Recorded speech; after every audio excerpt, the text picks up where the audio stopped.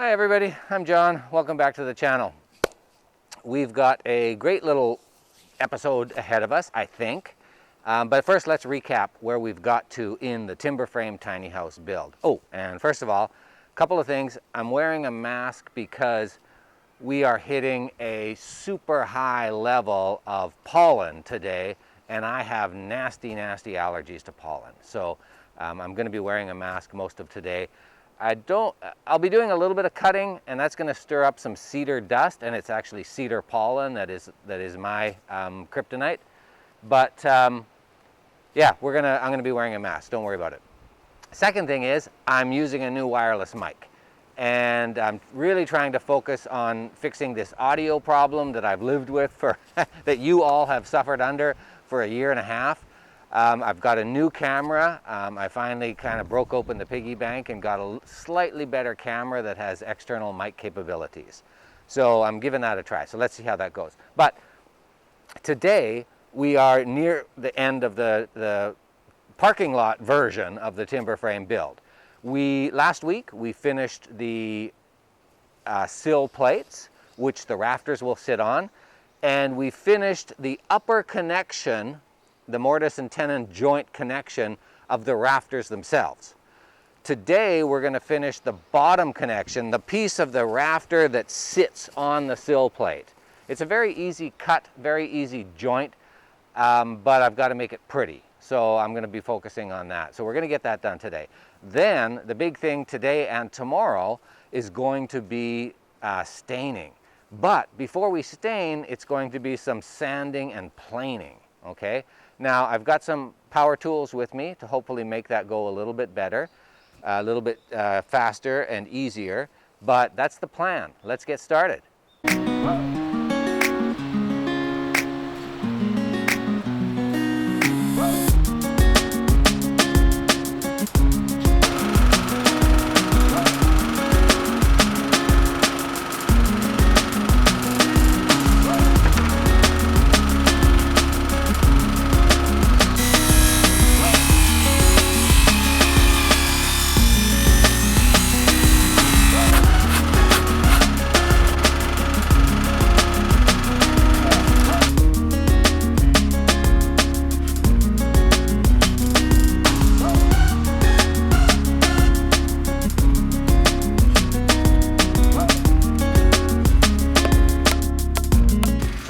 There's 2 inches of wood up here for the tail. There's 1.5 inches of wood that sits in the step, and then it's tapered here to maintain the strength of the timber. And so I've learned that I can do this fairly quickly with a chisel. I take this bit down with a combination of power tools and the chisel, and this is just a long rip saw, which I have to get much better at. But doing it this way, cutting the tail this way, will give me a perfect fit inside the rafter pocket.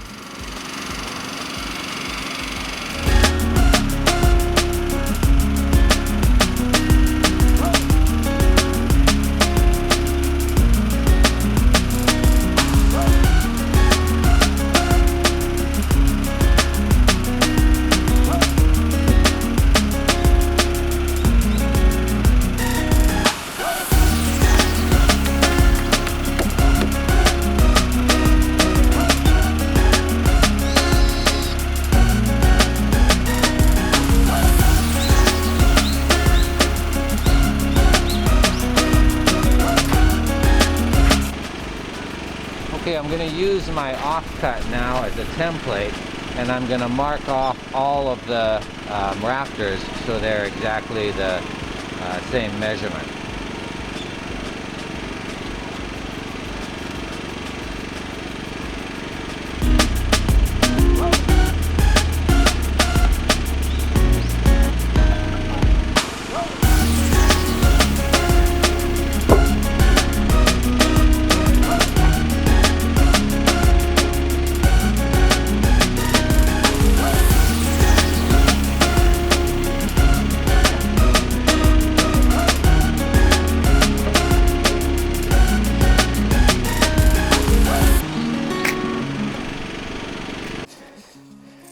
So after much adjusting and finagling and remeasuring and Pythagorean theorem and remeasuring and ignoring Pythagorean theorem. I've cut the tails to what I think is the proper length. Made a couple of miscuts on these first ones, but I didn't cut everything else, so I can still correct on the others. And I'm putting these into the end rafter slots because the middle ones are still a little bit too tight.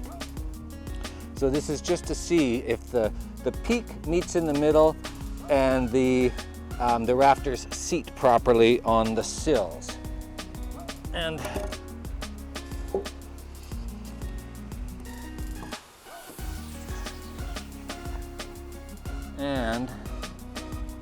hold on.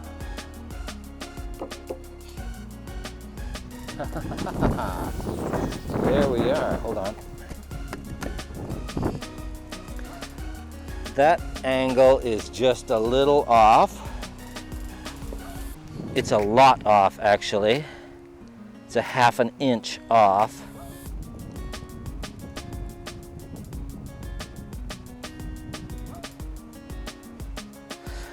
I don't get it. That's really giving me trouble. But look at this. Look at this.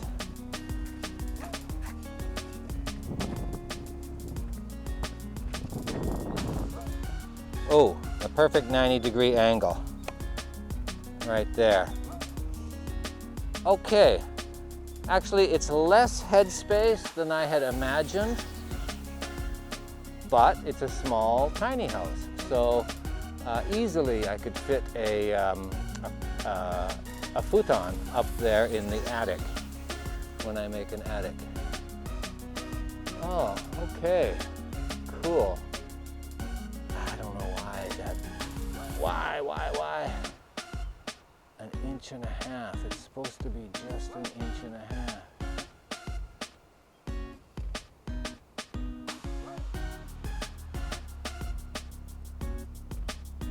That one's almost perfect, and that one's way off. The sills are exactly 8 feet apart.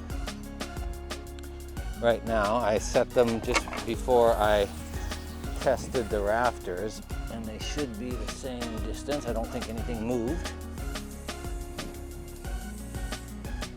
Oh, they did move. Okay. It's 3/4 of an inch off. I don't think that'll change this dynamic too much. It might.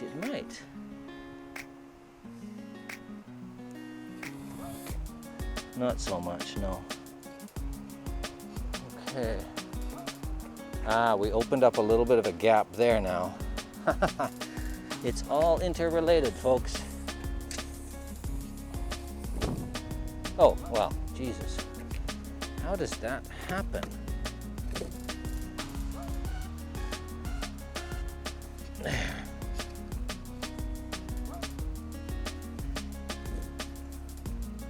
There, exactly 8 feet. That one sits fine. This one is almost perfect. And that one, I just cut it wrong. Okay.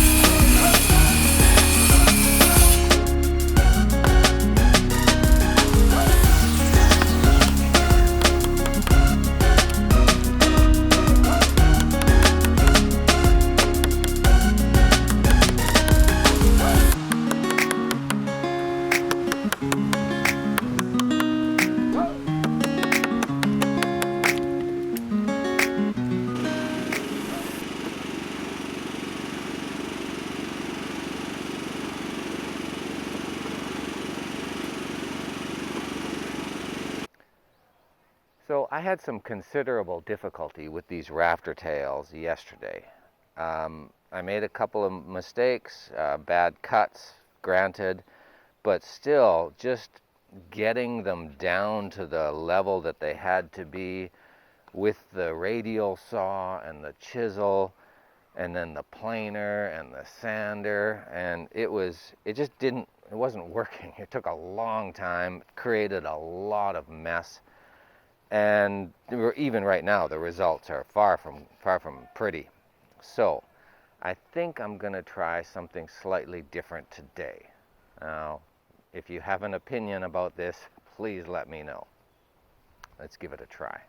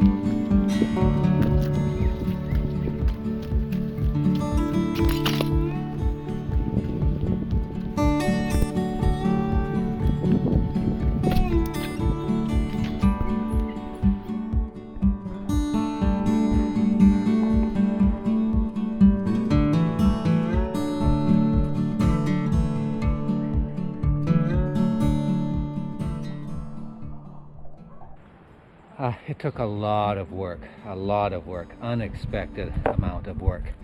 The rafter tails just confounded me trying to find an easy solution to a way to avoid a lot of hand sawing, and it just didn't work out.